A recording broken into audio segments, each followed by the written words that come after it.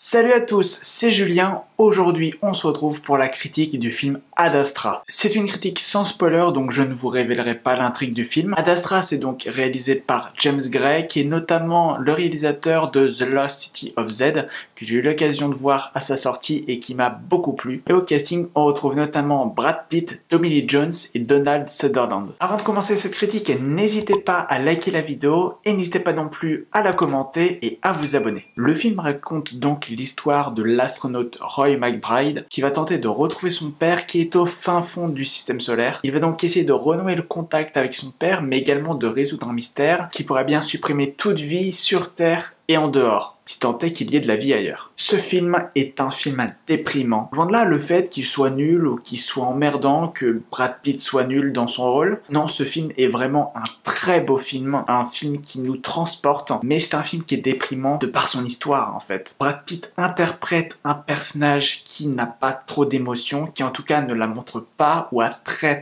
peu de moments. Et c'est un film dont les thèmes sont assez durs. Vous ne ressortirez pas de ce film avec une immense joie de vivre. Parce que tous les thèmes qui sont posés par ce film, la quête du père, la quête de soi, de savoir qui on est, quelle place on a dans ce monde, c'est plein de remises en question. Néanmoins, c'est un film avec d'énormes qualités. La réalisation de James Gray est magnifique, les plans sont superbes, l'interprétation de Brad Pitt est au top. C'est un acteur de renom, il le montre encore une fois. Tommy Lee Jones et Donald Sutherland sont également bons dans leur rôle, mais c'est vraiment Brad Pitt qui crève l'écran. C'est pas un film qui m'intéressait énormément à la base. C'est un film qui m'intriguait un petit peu, surtout après avoir vu The Lost City of Z. Mais cette combinaison James Gray et Brad Pitt, j'avais quand même envie de la voir, et je n'ai pas du tout été déçu. Il y a pas mal de péripéties tout au long de cette quête, certains trucs qu'on voit venir, des trucs qui sont un petit peu téléphonés, mais d'autres un peu plus surprenants. Et en soi, en regardant ce film, on cherche pas forcément à être surpris. En tout cas, on est forcément remis en question. Le futur est remis en question par ce film. Comment la conquête spatiale se concrétise de plus en plus et ce qu'on fait de nos réussites technologiques. Ça parle d'expansion de l'univers, de voyages commerciaux. On ne sait pas vraiment à quelle année le film se place.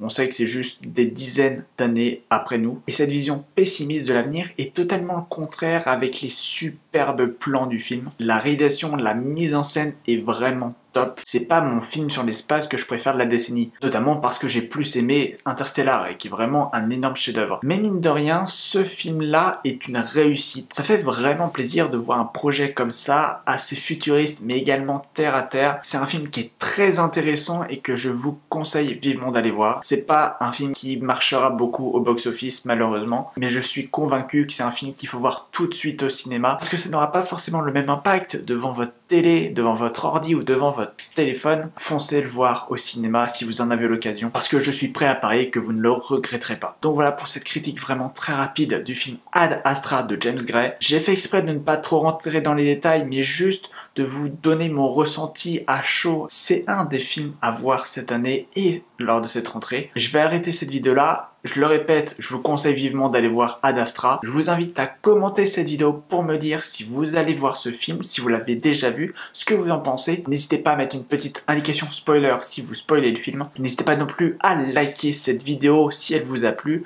et n'hésitez pas à vous abonner. On se retrouve très vite pour de nouvelles critiques de films et de nouvelles vidéos sur le cinéma. En attendant, surtout, portez-vous bien. Ciao.